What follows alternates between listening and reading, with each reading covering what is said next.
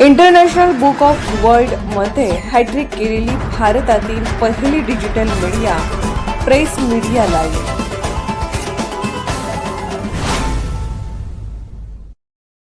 कल्याणकारी राज्याची बिकट अवस्था, महागाईच्या आगीत सामान्य माणूस व्हेंटिलेटरवर. अग्रलेख मेहबूब सरजेखान, संपादक. राजकारणातील गणिते बदलली की शब्दांच्या व्याख्या कशा बदलतात याचा एक विदारक अनुभव आज देश अनुभवत आहे. पूर्वी काँग्रेसच्या काळात देश लुटला जात होता असा राजकीय आरोप केला जायचा, कारण तेव्हा पेट्रोल 63 रुपयात, गॅसचा सिलेंडर 410 रुपयात आणि साखर 44 रुपयात मिळत होती.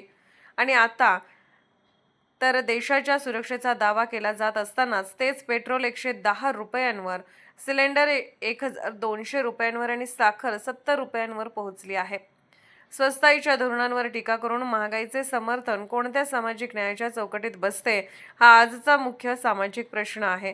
भारतीय संविधानातील अनुच्छेद 21 नुसार प्रत्येक नागरिकाला सन्मानाने आणि मूलभूत सुविधांसह जगण्याचा अधिकार, राईट टू लाईफ, बहाल करण्यात आला आहे. मात्र छत्रपती शिवाजी महाराज, राजर्षी शाहू महाराज, महात्मा ज्योतिराव फुले आणि डॉक्टर बाबासाहेब आंबेडकर यांच्या पुरोगामी व कल्याणकारी विचारांचा वारसा सांगणाऱ्या महाराष्ट्राची आज कोण होतास तू, काय झालास तू, अशी अत्यंत चिंताजनक आणि बिकट अवस्था झाली आहे. एकेकाळी जनकल्याण, रोजगार आणि सामाजिक समतेत अग्रगण्य मानले जाणारे हे राज्य आज महागाई, वाढते कर आणि राजकीय बेफिकिरीच्या गर्तेत सापडले आहे. या सर्व परिस्थितीत सर्वात मोठी शोकांतिका म्हणजे जनतेची काळजी नसलेले आपले लोकप्रतिनिधी. संविधानाने लोकप्रतिनिधीवर कल्याणकारी राज्याची उभारणी करण्याची आणि जनतेच्या प्रश्नांना न्याय देण्याची सनदशीर जबाबदारी दिली आहे.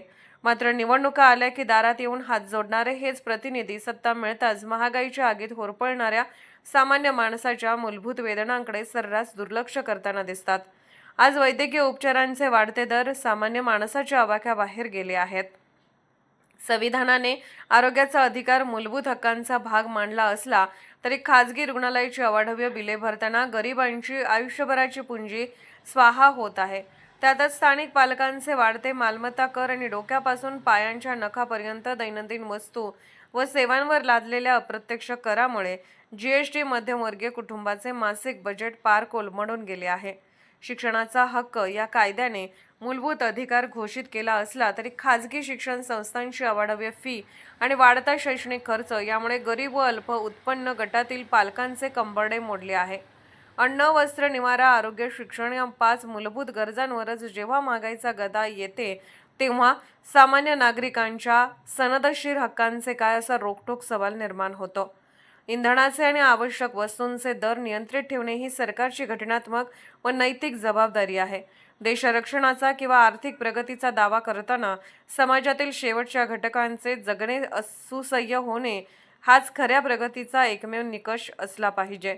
अन्यथा करांचा बोजा आणि महागाईच्या आवर्तात भरडला जाणारा सामान्य माणूस व्हेंटिलेटरवर पडलेला असताना केवळ राजकीय घोषणा देणे हा लोकशाहीच्या तत्वांना धरून ठरणार नाही.